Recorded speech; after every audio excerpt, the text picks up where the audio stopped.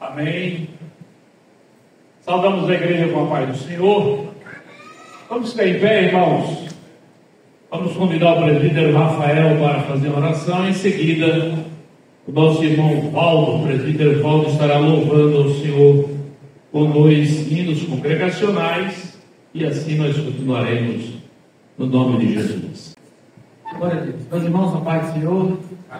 Oremos. Pai Santo e Eterno, louvamos ao Senhor, meu Deus, por este dia que o Senhor nos concedeu, pois certamente se estamos aqui em pé é porque o Senhor nos deu graça para estarmos aqui. Obrigado, meu Pai, pelo Teu Espírito Santo, garantia de que seremos arrebatados e salvos naquele grande dia. Viemos à Tua casa, meu Pai, pedir perdão primeiramente por nossas falhas, nossos pecados, e que o Senhor nesta noite possa receber o nosso culto. Que nesta noite o Senhor receba os louvores, a adoração devida. Que nesta noite o Senhor fale conosco através da Tua palavra. Que o Senhor tome direção deste trabalho, dessa assembleia ordinária que será feita nesta noite. Meu Pai, abençoando o pastor, o presidente desta igreja, pastor Jair, e toda a sua família, assim bem como todo o ministério e toda a igreja. Nos edifica nesta noite, meu Pai, uma vez mais, em nome de Jesus.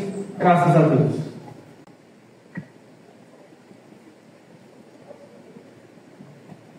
A paz do Senhor para a igreja. Amém.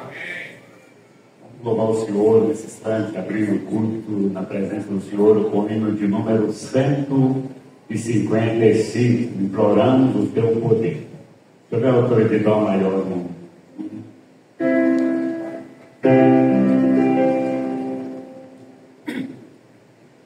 Imploramos, nosso Salvador, teu poder, teu poder, teu poder, divinal poder renovador, teu poder, teu poder, teu poder, bendita promessa paternal,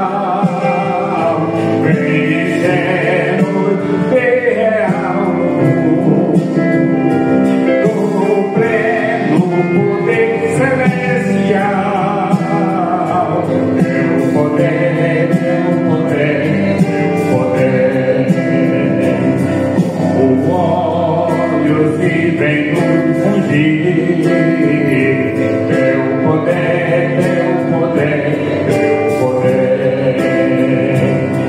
celeste faz-nos fluir, teu poder, teu poder, teu poder, tu já prometeste derramar tuas bênçãos para tua palavra proclamar, poder, poder, poder, o povo vem nos inflamar, teu poder, teu poder, teu poder, e toda mancha nos limpar, teu poder, teu poder, teu poder. Desce os beijos, ó Senhor, fazem os que dormem despertar. Nós te suplicamos com fervor, teu poder, teu poder, teu poder. Com a brisa que as a soprar, teu poder, teu poder, teu poder. Espírito vem nos otorgar, teu poder, teu poder, teu poder. Pedem que doce comunhão, pega aqui com teu paz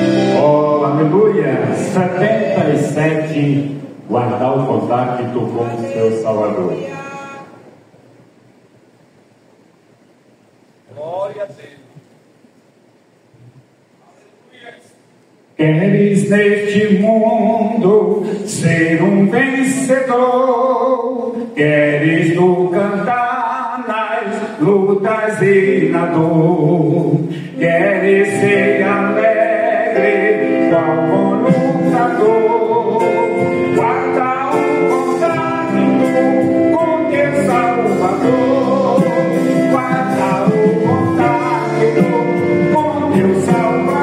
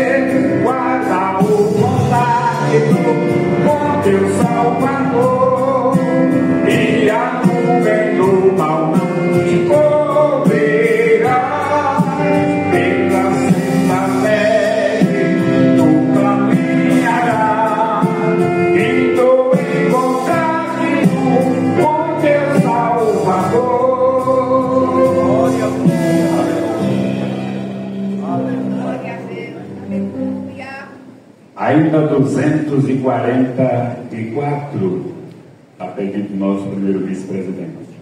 Aleluia! Glória a Deus! Oh, aleluia! Glória a Deus!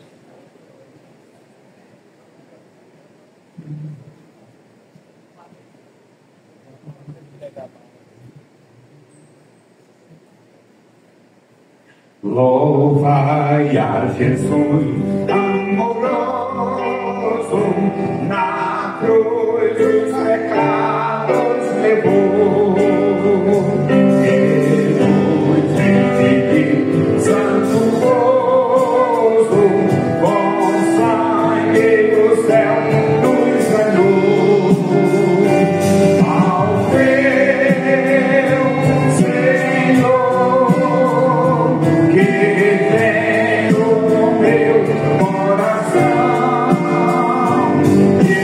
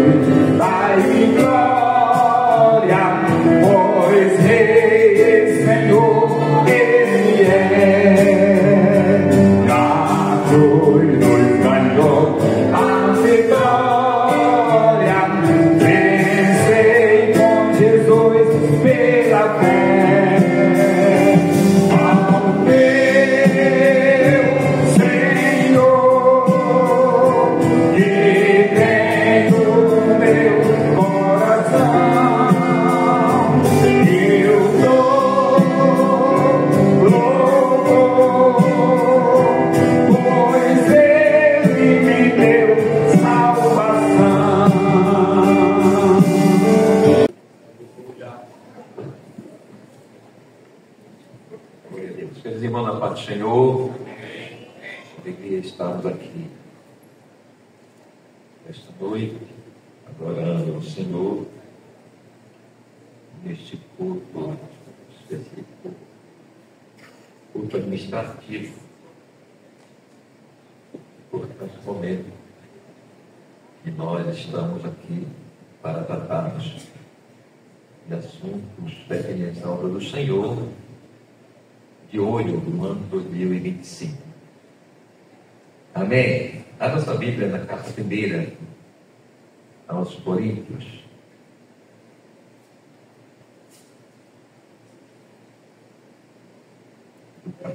capítulo 1, a partir do versículo 1, 1 Coríntios,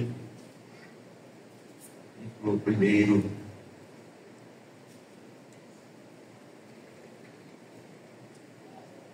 do versículo 1. Paulo, chamado apóstolo de Jesus Cristo, pela vontade de Deus, e o irmão Sóstenes, a igreja de Deus que está em Corinto, aos santificados em Cristo Jesus, chamados com todos que em todo lugar invocam o nome de nosso Senhor Jesus Cristo, Senhor deles e nosso. Graça e paz da parte de Deus, nosso Pai, e do Senhor Jesus Cristo. Sempre dou graças ao meu Deus por vós, pela graça de Deus que vos foi dada em Jesus Cristo, porque em tudo fostes enriquecidos nele, em toda palavra e em todo conhecimento, como foi mesmo o testemunho de Cristo confirmado entre vós, de maneira que nenhum dom vos falta, esperando a manifestação de nosso Senhor Jesus Cristo, o qual vos confirmará também até ao fim, para seres irrepreensíveis no dia de nosso Senhor Jesus Cristo. Fiel é Deus, pelo qual fostes chamados para a comunhão de seu Filho Jesus Cristo, nosso Senhor. Amém. Quem carece das orações, eu minha casa, Senhor, aqui estamos nós, regozijados em Ti. Deus, estamos aqui, ó Deus, mediante, aleluia, o sacrifício de Jesus, que nos permitiu estarmos na Tua presença, e sermos constituídos, Senhor, como salvos, como povo do Senhor, como povo que vai morar no céu. Te agradecemos por tão rica e grande salvação, pelo Espírito Santo habitando em nós, pelo batismo com o Espírito Santo e demais dons, aleluia, esses dons que enriquecem a Tua igreja, que capacita com poder, aleluia, para fazer a Tua obra e melhor te servir. Queremos nesse momento, Senhor, aleluia, pedir ao Senhor que o Senhor continue com suas mãos estendidas sobre nós. Carecemos do Senhor, somos totalmente dependentes da Tua graça, das Tuas misericórdias. Que esta noite venha ser uma noite, ó Deus, em que os céus se abram sobre nós, que haja cura, que haja restauração, e venha acontecer renovação espiritual, batismo com o Espírito Santo e manifestação, Senhor, dos dons espirituais, e que Tua glória enche esta casa, enche a vida de cada um de nós, Senhor, que sejamos movidos com a Tua presença, sacudidos com a glória, Senhor, que há em Ti, e que este culto, Senhor, administrativo seja muito mais que um culto, Senhor, formal, um culto de cunho, ó Deus, administrativo, e se torne, Senhor, um culto cheio da Tua graça, do Teu Espírito Santo. Oh Senhor, que nesse momento o Senhor venha nos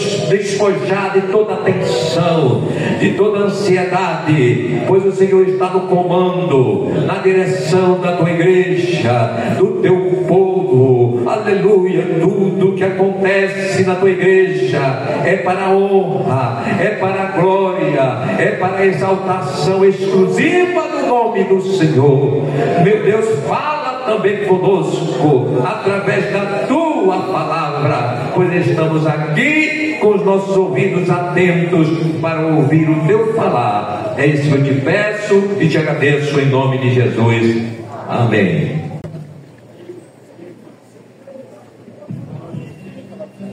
Glória a Deus. Cumprimento a igreja com a paz do Senhor. Bom estarmos aqui para adorar ao Senhor, bendizê-lo com a beleza da sua santidade. Gênesis, capítulo número 4, a partir do 3. E aconteceu, ao cabo de dias, que Caim trouxe do fruto da terra uma oferta ao Senhor. E Abel também trouxe dos primogênitos das suas ovelhas e da sua gordura. E atentou o Senhor para Abel e para a sua oferta. Mas para Caim e para a sua oferta não atentou. E irou-se e Caim fortemente descaiu o seu semblante. Amém? Aqui mostra que Deus, Ele está, como o próprio Jesus no templo, observando tudo que acontece no ambiente de adoração, inclusive o momento do ofertório e a motivação para o mesmo. E nós vemos aqui que terminados os dias significa, trazendo para nós que os dias que Deus tem abençoado as nossas vidas com trabalho, com esforço, com as bênçãos materiais, automaticamente devemos reconhecer no final desses dias tudo quanto recebemos, entregarmos ao Senhor aquilo que Ele é devido. Então estejamos assim, louvando e contribuindo com alegria, porque assim Deus ama quem assim dessa forma o faz, em nome de Jesus. Senhor nosso Deus, nosso Pai, te louvamos e te glorificamos por tudo que o Senhor tem operado, pelas portas abertas, pelas bênçãos materiais, por tudo que o Senhor tem proporcionado às nossas vidas. Não temos palavras para agradecer, a não ser fiéis, Senhor, e honrarmos ao Senhor com aquilo que o Senhor tem nos concedido. Apresentamos nesse momento do ofertório a parte financeira, os teus servos que estão desempregados, aqueles que estão, meu Senhor, aguardando o recebimento de uma bênção retida. Abençoa o teu povo para que continuemos contribuindo com esta obra para a glória do teu nome. Amém.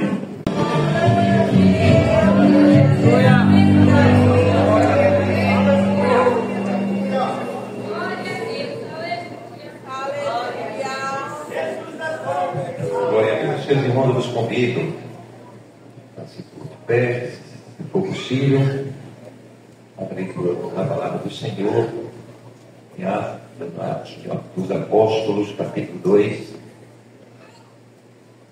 Atos.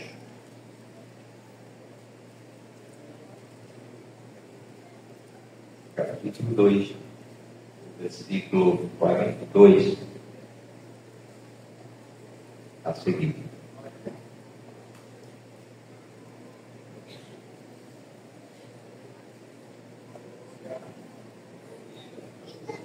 Vamos ler a palavra do Senhor. E perseveravam na doutrina dos apóstolos, na comunhão, e por partir do pão, nas orações. Em cada alma havia temor, e muitas maravilhas e sinais se faziam pelos apóstolos.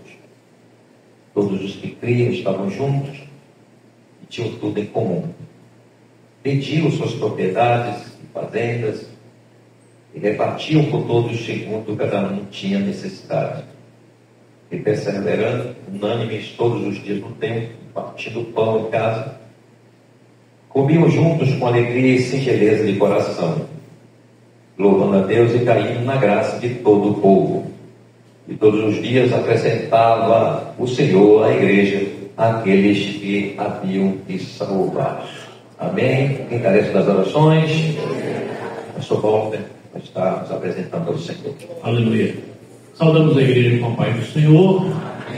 Vamos orar. Pai, no nome santo de Jesus, o seu Filho, nós queremos te dar graças, Pai, por este privilégio que o Senhor nos concede de estarmos aqui nesta noite para te prestarmos um culto de adoração. Nós queremos te dar graças, Senhor, pela presença do teu Santo Espírito aqui. Senhor, nós queremos te dar graças pela sua palavra. A sua palavra, Senhor, que penetra fundo em nosso ser. A sua palavra, Senhor, que nos transforma. A sua palavra que nos lava, nos purifica. Nós queremos te dar graças pela sua palavra, Senhor, que levanta aquele que está caído, que dá força ao fraco, que anima o desanimado. Senhor, mais uma vez, envia a tua palavra sobre nós. Abre a porta da palavra para o teu servo, ó Deus, e fortifica e fortalece a tua igreja nesta noite. Nós te pedimos e te agradecemos agora e sempre. Amém.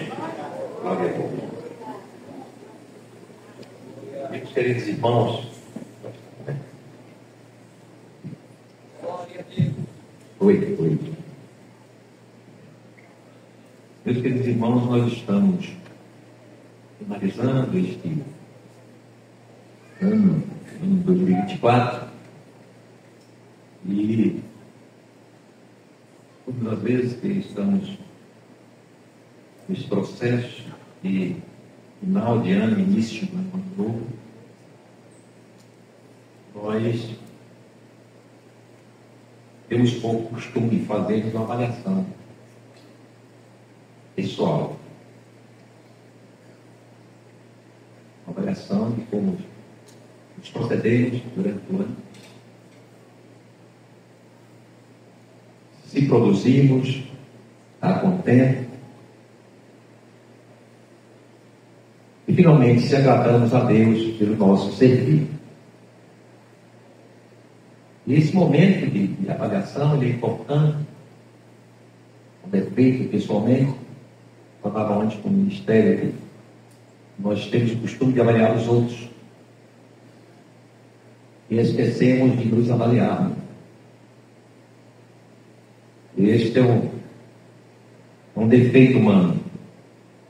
Jesus, falando dentro desse contexto, ele falou que aqueles que se importavam com o cisco do olho do seu irmão e tinham uma trave e tomava toda a sua visão, no entanto ele se mostrava insensível com si mesmo e sensível com a situação dos outros. Mas aqui não estou tecendo nenhum juízo de valor, nem julgando também qualquer irmão. Mas cada um de nós precisa avaliar. Isso porque o que nos foi responsabilizado por Deus, como igreja, como servos do Senhor. Isso vai desde o membro da igreja, no sentido de aqueles que têm um cargo, têm um ofício, mas principalmente a nós, que Deus nos entregou o compromisso de cuidarmos do povo de Deus, quer seja como pastor, presbítero, pretendente, ou mesmo como professor de escola dominical. Isso é cuidado com as coisas de Deus e com o povo de Deus. Isso também se estende àqueles cargos outros, que sejam regentes, músicos, que sejam dirigentes de oração, não importa, em toda a dimensão da igreja. Todos nós temos que fazer essa avaliação, entendendo que os propósitos de Deus para a sua igreja é que ela seja produtiva, que ela se multiplique, que ela avance. E é interessante quando ele fala avançar, porque quando o reino do Senhor avança, o inferno recua. Mas quando a igreja recua, o inferno avança. E a igreja não foi criada para retroceder. A igreja foi criada para avançar. E à frente. Glória ao nome do Senhor Jesus. E esse texto que nós lemos, ele vem de uma preocupação que eu já venho manifestando já há algum tempo como pastor, como líder dessa igreja, constituído pela graça e misericórdia de Deus, pois eu não mereço sequer estar vivo. Tudo é dom de Deus, é vontade dele. Mas como aquele tem esta responsabilidade sobre essa igreja, me cabe, portanto, também fazer uma avaliação minha, uma avaliação de igreja também. E me veio, portanto, uma grande preocupação, justamente com o crescimento da igreja. Precisamos crescer. Uma igreja que não cresce, uma geração que não tem filhos, ela vai envelhecer e não vai ter substituto, porque não tem filhos, né? Isso está acontecendo na Europa, com a questão do controle da natalidade. E até a Coreia, né? A Coreia do Norte está lutando para o povo, as mulheres voltarem a conceber. Certo é, queridos irmãos, que vivem essa preocupação. Quando falamos em crescimento, estamos falando de ganhar almas para Jesus. Almas para Jesus é o combustível da igreja. Se a igreja ela não ganha almas, ela não cresce. E a igreja foi feita para crescer. E esse texto que nós lemos nos faz, na verdade, um entendimento que podemos extrair desse texto, é que precisamos nos igualar, tomar como modelo a igreja que foi instituída primeiramente ali pelo Senhor naquele momento do Pentecostes. E aquele momento era um momento maravilhoso, porque a igreja estava a experimentar uma plenitude espiritual, estavam tomados pelo poder do Espírito Santo. A igreja estava envolvida no sobrenatural, e esse sobrenatural fazia com que a igreja ela se aproximasse mais de Deus. Os sinais, os prodígios, os milagres, o grande número de salvos fazia com que os crentes estivessem regozijados no Senhor. Glórias ao nome do Senhor Jesus. E portanto, esses crentes que estavam ali, em esta igreja, a gente vê no primeiro texto, que aquela igreja ela perseverava. Primeiramente na doutrina dos apóstolos. E quando nós vemos, nós paramos e fazemos um comparativo com este tempo de agora, temos um sentimento de felicidade até, em ver, em perceber, em testemunhar muitos crentes, muitos, com comichão nos ouvidos, que não gostam da palavra de exortação, não gostam da palavra que nos convoca à santidade, a pureza, a fé, a fidelidade, a comunhão plena com Deus. Nos ouvidos de muitos a palavra ela traz incômodo, e na verdade eles não gostam da doutrina, e são na sua grande parte adébitos seguidores dos falsificadores da palavra. Vale a pena pontuar esta expressão, falsificadores da palavra. E o texto dessa expressão é muito claro. É aquele que falsifica. Pregadores que falsificam a palavra. Alguns para tirarem proveito, para si aglomerar a multidão e deles explorar financeiramente. Mas há também aqueles falsificadores que são instrumentos de Satanás,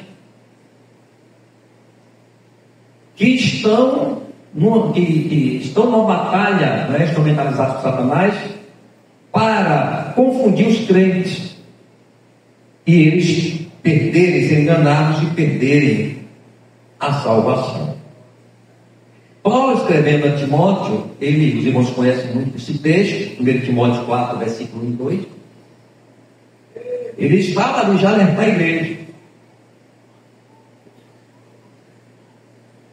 Ele escreve a Timóteo e diz assim: mas o Espírito expressamente diz que nos últimos tempos apostatarão alguns da fé, dando ouvido a espíritos enganadores. E ele continua dizendo, né, que esses espíritos enganadores traziam a doutrina de demônios. E que são doutrinas de demônios? São todo ensinamento que vai de encontro ao Pai, Filho e o Espírito Santo. É tudo aquilo que vai de encontro à santidade, à pureza.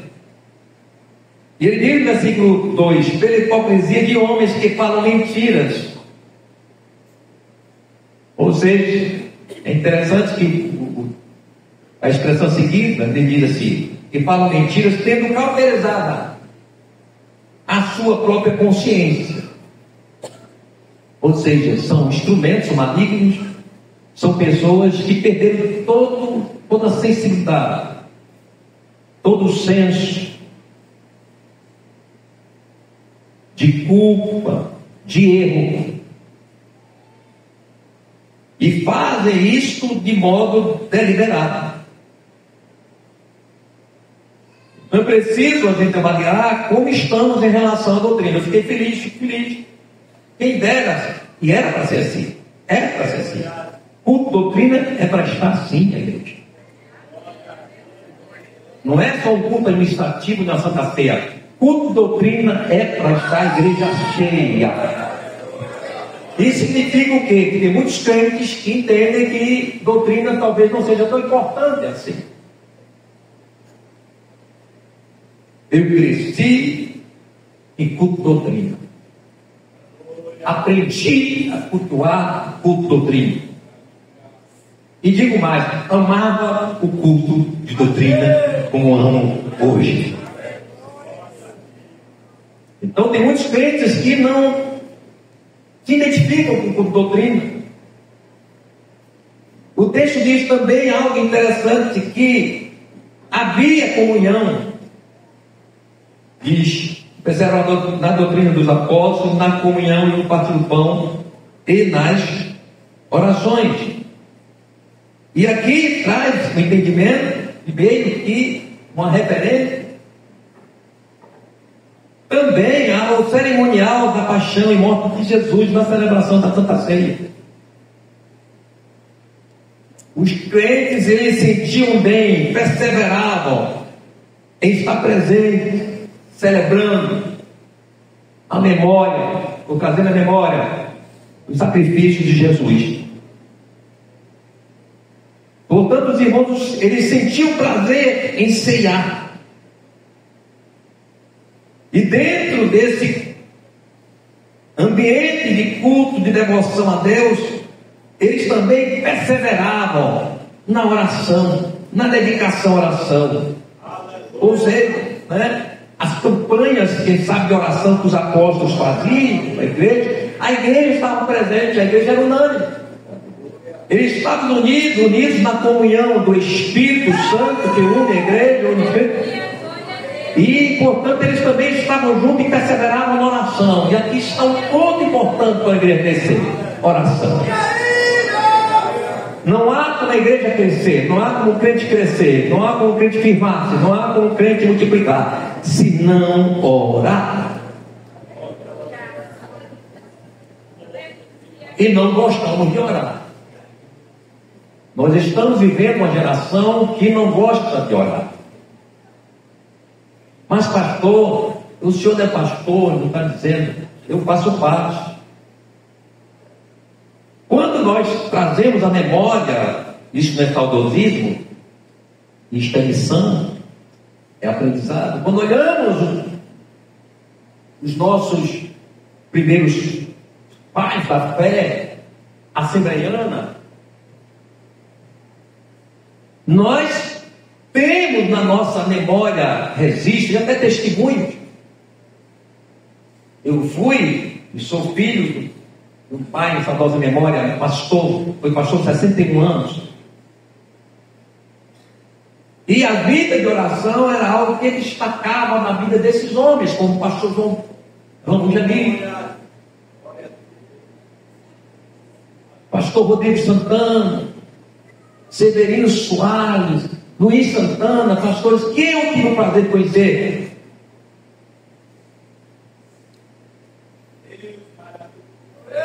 Glória a Deus. Mas eram homens que se dedicavam à oração. Não era oração de 10 minutos, 15 minutos, não. Era oração de dia de meio, orando. Foi até mais de um dia.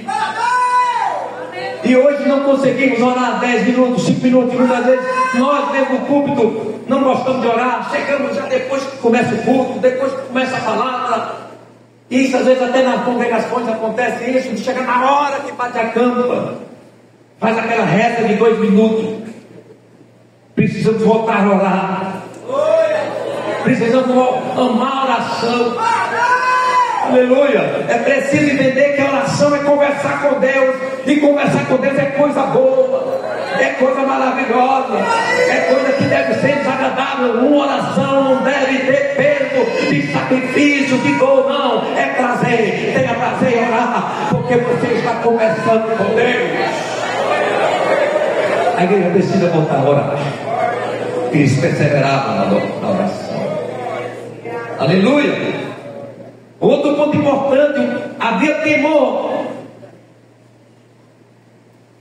na vida dos crentes.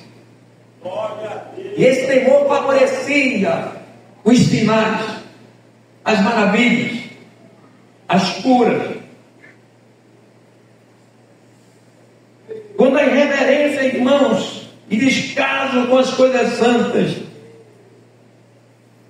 descaso com a palavra de Deus, e isso começa a fazer parte da vida de uma igreja ou mesmo de um crente que faz pouco caso da santidade, da pureza espiritual. Quando o culto ele é profanado, porque quando não temos reverência nas nossas próprias vidas, não temos temor a Deus nas nossas próprias vidas, o que acontece? O culto que oferecemos ao Senhor é profano. Porque eu estou celebrando a santidade e não sou santo. Eu estou celebrando a pureza divina e não estou sendo impuro. Eu estou cantando, mas não estou adorando. Eu estou pregando, mas só é discurso teológico. Onde há temor, o culto é verdadeiro. Onde há temor, a graça está presente. Onde há temor, o Espírito Santo age, se sente à vontade. E eu tenho certeza que o Espírito Santo está aqui esta noite. E se Ele quiser, vai mover as águas, vai ter cura, vai ter batismo do Espírito Santo. Porque o ambiente é de temor, é de temor. Sinta o temor de Deus na sua vida nesta noite. Aleluia. Havia temor santo. Aleluia. Deus exige que sejamos santos em toda a nossa maneira de viver. Isso inclui também na nossa vida devocional de adoração. O salmista do Salmo 96, verso 9, ele diz: adorai ao Senhor na beleza da sua santidade. No Salmo 29, 2 diz: dai ao Senhor a glória devida ao seu nome. Adorai o Senhor na beleza da sua santidade. Aleluia. Mas no Salmo 96 diz assim: adorai ao Senhor. Olha bem a força dessa expressão. Adorai ao Senhor na beleza da santidade. Temei diante dele. E quantas vezes se faz uma adoração, está praticando adultério? Quantas vezes está adorando, mas está praticando fornicação? E quantas vezes está adorando, mas não paga a dívidas? Quantas vezes está adorando, mas não está bem em casa com a esposa? Muitas vezes está adorando, mas está comprometido com o testemunho, onde vai. O testemunho não é bom. Mas quando andamos no temor, não só a graça divina paira sobre nós, aleluia, mas o nosso semblante, a nossa vida se constitui um luzeiro, uma luz.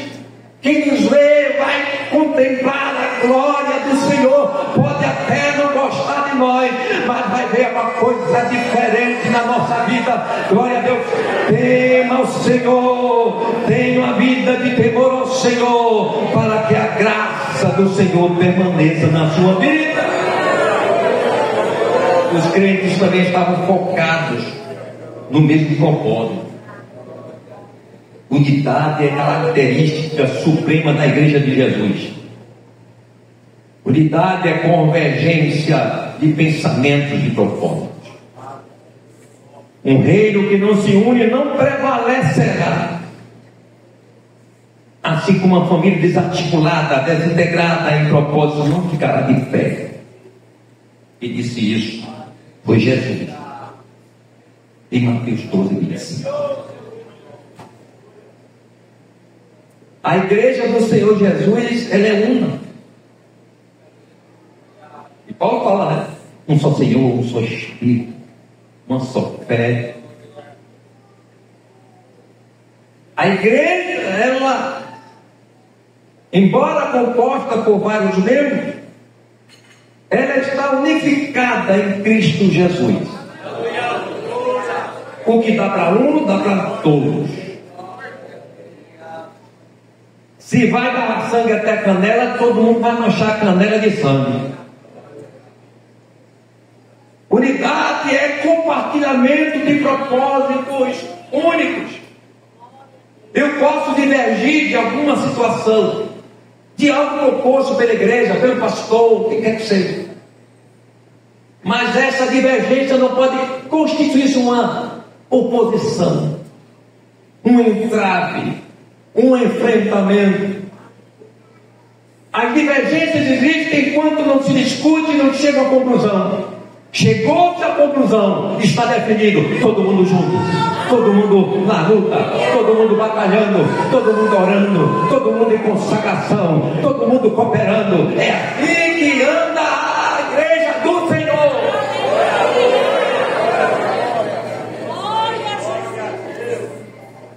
É interessante na oração sacerdotal de Jesus. No capítulo 17 de João, ele traz a revelação da necessidade do crente ser unido, dos crentes serem unidos. E diz que esta comunhão, ou seja, esta unidade, é comparada à mesma unidade que há entre ele e o Pai. Ele diz no versículo 21, para que todos sejam um como tu, ó Pai, o és em mim. E eu em ti também, que também eles sejam em nós, para que o mundo creia que tu me enviaste. Aleluia. Observe a responsabilidade que temos de comprovar o mundo, de revelar o mundo, a divindade de Jesus, a messianidade de Jesus. Quando somos unidos, nós estamos declarando: Jesus veio aqui como homem, Jesus veio aqui e realizou a obra redentora, e ainda fez um povo seu. Quando eu estou unido, eu estou testemunhando da veracidade do que Jesus realizou na cruz, onde foi destruída toda forma de oposição ou de afastamento ou de dissolução. Deus, através de Jesus, uniu os povos, uniu os judeus, uniu os gregos, uniu os gentios, e fez um povo santo, um povo que vai morar no céu, que sente a mesma alegria quando estamos alegres, mas quando um chora, todos nós choramos. Isso é cristianismo autêntico, isto é fé verdadeira. Precisamos sair da hipocrisia e vivermos o verdadeiro cristianismo, o cristianismo do Cristo vivo, do Cristo que ressuscitou, do Cristo que vai voltar a qualquer momento. Aleluia! Ele nos uniu para que andássemos de mãos unidas, de mãos juntas. E o que acontece quando nós juntamos as nossas forças, irmão? O diabo, o inferno recua, não prevalece. As portas do inferno não prevalecem contra a igreja quando ela é unida.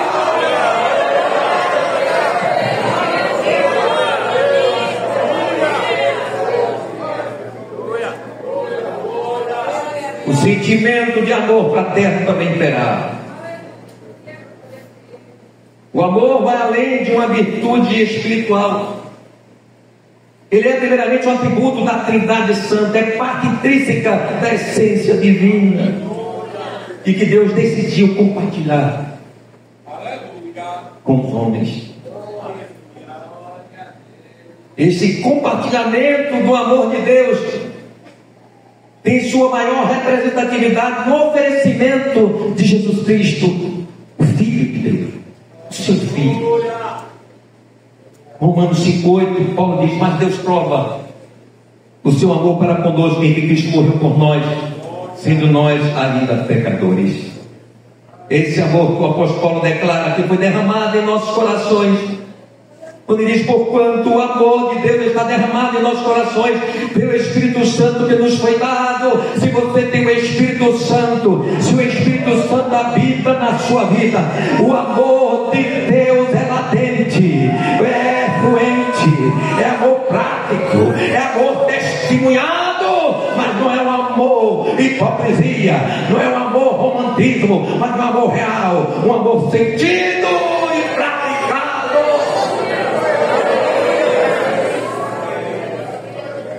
A igreja primitiva amava. É interessante observarmos o quão sério é este chamamento do Senhor de amarmos, e este mandamento considerado como a essência ou como fechamento da lei: amar a Deus sobre todas as coisas e ao próximo como a si mesmo.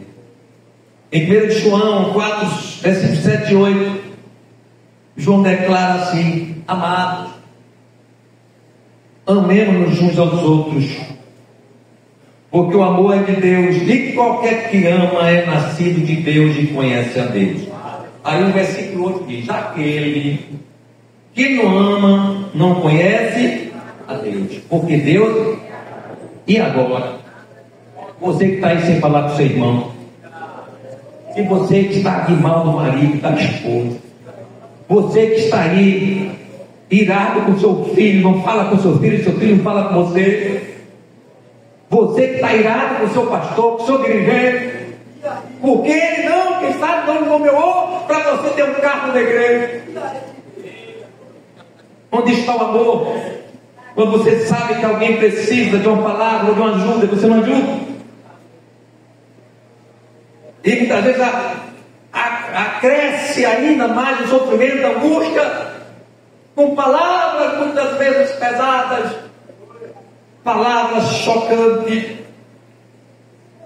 A igreja primitiva amava e esse amor era materializado, inclusive na vida dos mais abastados, que vendiam propriedades e dividia, repartia com os pobres. E aí ele vê a falsidade de um amor de Ananias e Safira, que para demonstrar um amor que eles não tinham, que não era verdadeiro, eles forjaram, eles maquinaram engano para apresentar diante de Pedro, do apóstolo Pedro, e que todos pudessem perceber, até o próprio apóstolo Pedro pudesse dizer: que irmãos que amam. Nesta noite, os olhos de Deus estão neste lugar. Quem ama, perdoa. Quem ama, pede perdão. Quem ama, esquece. Quem ama não fica memorizando as agressões de alguém. Quem ama, as feridas são sanadas. Pode até a cicatriz ficar, mas a cicatriz não sangra, porque o amor é latente. Precisamos viver esse amor. E tem mais: quem ama, evangeliza. Quem ama, congrega. Quem ama, ora. Quem ama, jejua. Quem ama tem uma vida de integridade à igreja, à obra do Senhor, porque o amor está derramado no seu coração. Ele quer sempre servir, ele quer agradar a Deus, agradar a Deus, agradar a Deus. Isso é o amor. Outro detalhe, se preocupe não, que até meia-noite é hoje. Os crentes da igreja primitiva gostavam de cultuar o Senhor.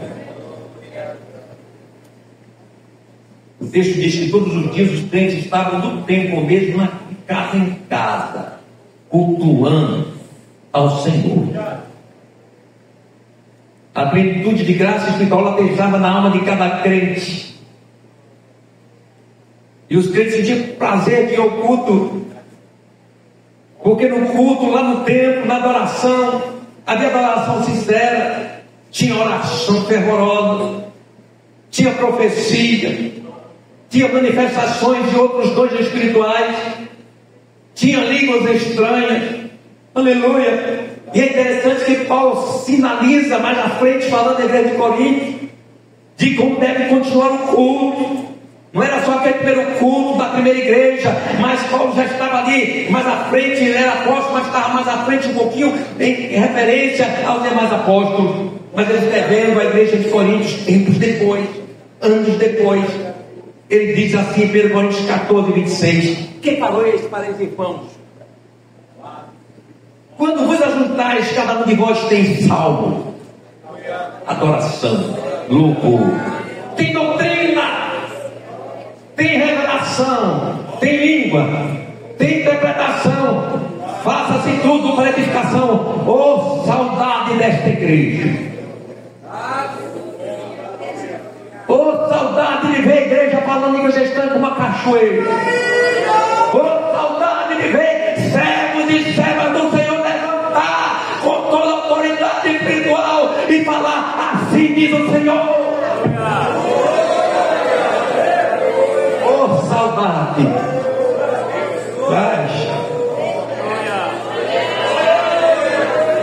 Mas não vivemos de saudade. Saudosismo não leva à frente ninguém. O que leva à frente é determinação. E nesta noite é noite de determinação. Vamos voltar a falar línguas. Vai ter profecia, vai ter cura, vai ter a graça de Deus no nosso culto.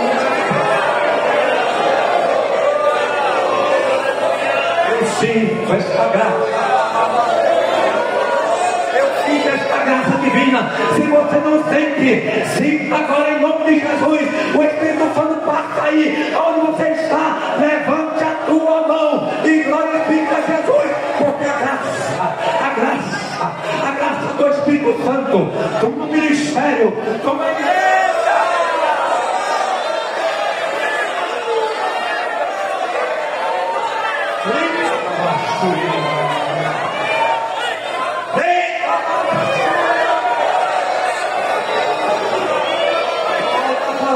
Meu irmão, volta em nome de Jesus, volta a glorificar, volta a orar fervorosamente, não tenha medo de orar alto. Quem quiser que ore e fica olhando, admirando a sua oração e até criticando, deixa ele criticar. Quem está perdendo a ele, mas continua agora orando alto, clamando, chorando os pés de Jesus.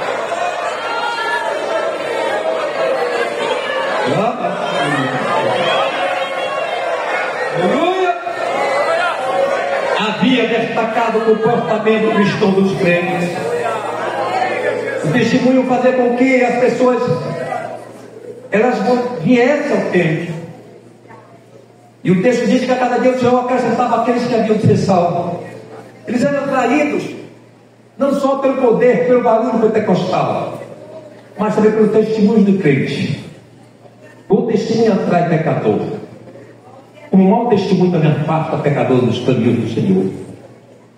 A igreja de tempo precisa de muitos crentes voltar a testemunho. Muitos têm servido pedra de tropeço para a salvação de muitos. Mas nessa noite, se tem alguém aqui, se era pedra, nesta noite você será transformado em manancial de graça divina, em manancial do céu. Vão querer beber desta fonte, por causa dessa fonte tem água, beber cristalina, tem saúde, tem graça, tem paz, tem comunhão. A igreja precisa urgentemente ser modelo de paz, de alegria, oh glória a Deus, de testemunho santo, de comprometimento com a palavra de Deus. Mas irmãos, diante de tanta glória da igreja primitiva, estava acontecendo algo muito grave. Estava acontecendo uma acomodação dos crentes em Jerusalém. Permanecer em Jerusalém tinha um limite divino. O Senhor delimitou que eles deviam permanecer em Jerusalém até que. Esse até aqui delimitam, até aqui. Daqui em diante o processo é outro. As coisas de Deus, elas são ordeiras. E ninguém pode interferir ou mudar o que Ele estabeleceu. O Senhor estabeleceu permanecer em Jerusalém até que do alto sejais revestido o poder. O Espírito Santo veio, o poder veio, os crentes estavam cheios. Mas Jesus tinha falado para eles que eles teriam que sair de Jerusalém também, não ficar só em Jerusalém, mas quando eles deveriam também se expandir, falar dessa salvação, falar do Jesus ressuscitado. Mas a igreja, os crentes estavam presos, eles estavam fixados com a glória do poder do Espírito Santo nos cultos. As pessoas, ao se converterem, recebiam o revestimento de poder do Espírito Santo também. Tudo estava maravilhoso no templo, ou cultos maravilhosos, ou presença santa, ou comunhão, ou que amor. Eles estavam extasiados. Mas a palavra era até que.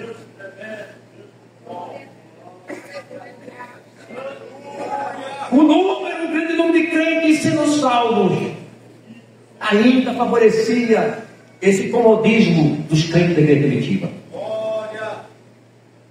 O fogo caindo, a glória presente, os pecadores sendo atraídos ao templo. Mas o Senhor disse: até que? É verdade que a glória do Senhor nos encanta. É maravilhoso estar no culto pentecostal. Coisa maravilhosa. Mas não se pode perder o foco do propósito de Jesus. E o propósito de Jesus para a sua igreja é anunciar o Evangelho. E esse é o ponto crucial desta ministração. Glória a Deus. Nós precisamos entender, compreender pela palavra do Senhor e os propósitos divinos do Senhor. Eles estão de pé para a sua igreja. E não podemos de forma alguma sair desses propósitos ou deste propósito. O propósito do Senhor era que a igreja avançasse, que a igreja ela fosse à frente. Mas está na glória do debaixo ou envolvido pela glória é uma coisa maravilhosa. Aí nós lembramos da transfiguração. Pedro, Tiago e João, está lá. Jesus glorificado,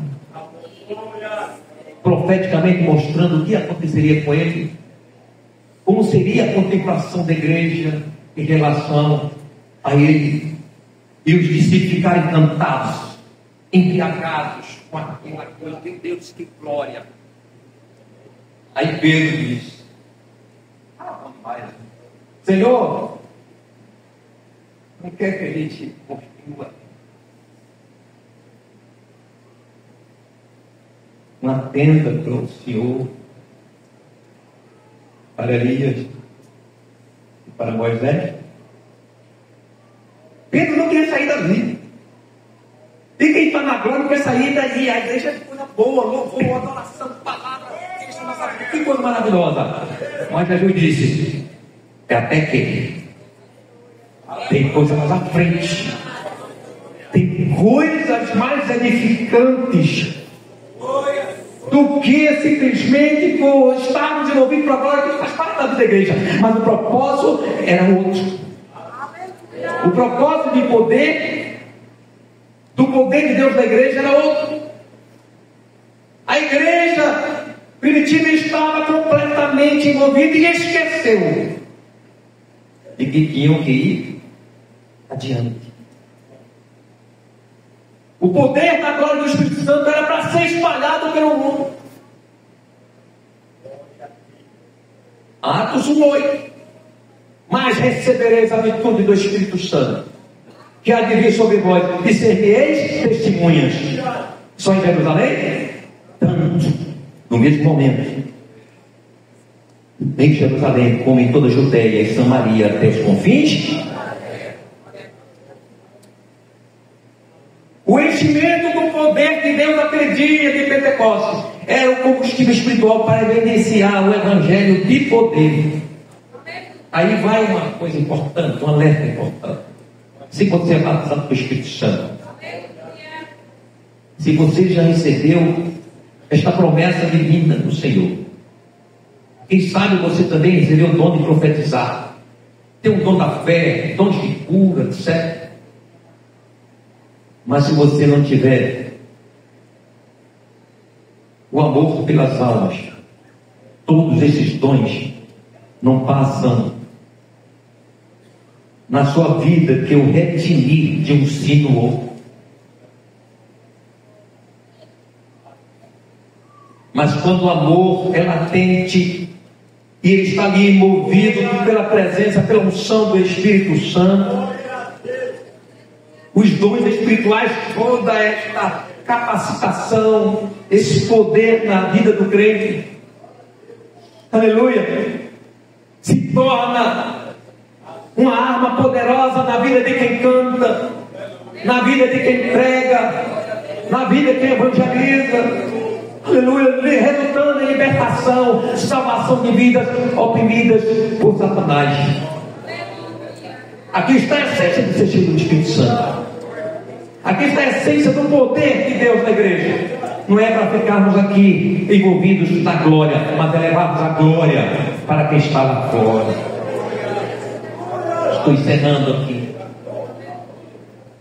Você também está clamando aí pelo derramar do Espírito Santo na sua vida, chorando, pedindo Jesus para batizar com o Espírito Santo. Seus motivos têm sido com o propósito de servir ao Senhor, de ser crente melhor,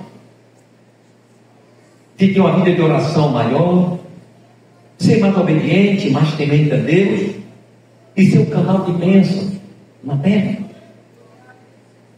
Quem sabe você não recebeu ainda o batismo do Espírito Santo porque o propósito não é esse. O propósito é ser cheio do Espírito Santo e pregar o Evangelho, como Paulo diz, que não se vergonhava, porque era o poder de Deus para a salvação do pecado. A igreja, para exercer a sua missão, estou encerrando, de anunciar o Evangelho de Jesus. Esta missão precisa ser obedecida a uma ordem divina. Aleluia. Não fique esperando o que Jesus fez e promoveu em Jerusalém para os crentes que estavam ali acomodados. Em Atos 8:1, Pedro ele relata isso, diz que também Saulo consentiu na morte dele e fez naquele dia uma grande perseguição contra a igreja. Será que precisa uma grande perseguição para termos que anunciar o Evangelho? Deus mandou uma pandemia e o efeito foi contrário. Os tempos passaram a ter menos crente, a gostar menos da igreja, a congregar menos. A nossa expectativa é que os crentes iam sair daquele momento ali incendiados, mas saíram congelados. Você está esperando o quê? Que Deus mande para a igreja para que você assuma o seu papel de ganhar almas para a igreja. Você tem pregado para os seus filhos? Você tem falado de Jesus para o seu vizinho? Tem distribuído o folheto? Tem participado do trabalho de evangelização da igreja? Oh, irmãos, se a igreja voltasse a evangelizar como deve evangelizar, esse mundo seria impactado. Mas não é pessoas vazias, não, cheio do Espírito Santo, para expulsar demônios, para falar com autoridade, para a palavra penetrar como espada em dois gumes até a divisão da alma do espírito pecador, e ele aceitar Jesus chorando. Está faltando isso na igreja. Mas nesta noite, profeticamente, eu posso declarar para esta igreja de 2025, isso Deus já me colocou no coração, e já comecei com o nosso secretário. Alagoinhas tem que explodir de evangelização. Nós vamos passar 6 meses de oração para Jesus salvar. 6 meses de oração, 6 meses, mas na quarta evangelizando, orando na terça, orando na sexta, mas no intervalo ali, na quarta-feira, a igreja de pé, a igreja de pé. Chama os grupos da cidade, das crianças, adolescentes, dos senhores, ensaio, repete os hinos e não sai do lugar. Vamos para a praça, vamos cantar na praça, vamos cantar nas ruas, vamos cantar nos logradouros, em público, vamos anunciar Jesus. Aí Jesus vai salvar, Jesus vai salvar, Jesus vai salvar. Que Deus abençoe. Que essa palavra seja uma vacina para nós. E mais do que isso, seja uma vitamina espiritual. E assumamos quem nós somos. Porque já a gente não assume quem nós somos, a igreja pega a sua essência de igreja. Aí o Senhor diz assim: lembra-te de onde caíste, volta. Aí tem uma ameaça, né? Se vocês não se arrependerem, se vocês não voltarem, vou tirar no meio de vocês o candeeiro. Sabe o que é isso? Perder a essência de igreja. É a comunidade, está cheia, tem muito lugar cheio. A graça está longe, mas está cheia. Que Deus nos ajude. Eu preciso melhorar. Quem precisa me orar aqui? Eu vou convocar você uma coisa. É divino isso. Mas só levante a mão quem está mesmo comprometido e vai se comprometer com o Pai, com o Filho e o Espírito Santo. Quem está aqui, nesta noite, fazendo uma aliança com Deus, de que 2025 vai sair da cadeira preguiçosa, vai sair da frente da novela lá, vai abandonar o futebol, que está lá perdido assistindo os campeonatos, disse aquilo, mas não sai para organizar. Quem está preparado e quer fazer uma aliança com o Senhor, mas uma aliança mesmo, de que vai ganhar almas para Jesus 2025. E sabe o que isso vai acontecer? Jesus vai entrar na tua casa, meu irmão. Jesus vai salvar teus filhos. Jesus vai incendiar a tua família. Jesus vai abrir as portas para o emprego. Jesus vai fazer que teus filhos passem no vestibular, em concurso público, porque Deus sabe que teus filhos serão tocha da seda aonde eles forem. Levante a mão, glorifica Jesus e faça essa aliança com Ele. Que Deus abençoe. Agradeço a Deus por todos que oraram por nós. Oremos ao Senhor nosso Deus, soberano, magnífico Pai da glória. Nós queremos nesta noite te agradecer, porque tu és o Deus fiel e justo, é o Deus abençoador, é o Deus que multiplica, ó Senhor, a nossa saúde. E agora quero te apresentar os irmãos que estão aniversariando, ó Pai amado, porque tu és o Deus que tudo vê, que tudo pode. E nesta hora, Pai, te apresentamos os teus filhos também, Senhor, que está fazendo aniversário de casamento, Pai, que eles venham ser abençoados mais e mais cada dia, Senhor. Acrescenta nas vidas de cada um deles, Senhor, a tua graça e manifesta o teu poder. Acrescenta os dias de vida na terra, ó Deus, com salvação, libertação e cura divina. Nós te pedimos e já te agradecemos pela vida de cada um dos teus filhos e as tuas filhas. Assim seja conosco, nos abençoando em tudo, em nome de Jesus. Amém. Subi ao monte, trazei madeira e edificai a casa, dela me agradarei e eu serei glorificado, diz o Senhor. Ageu 1:8. Que a graça do nosso Jesus Cristo, o amor de Deus nosso Pai, que a comunhão do Espírito Santo seja com todos, digam amém.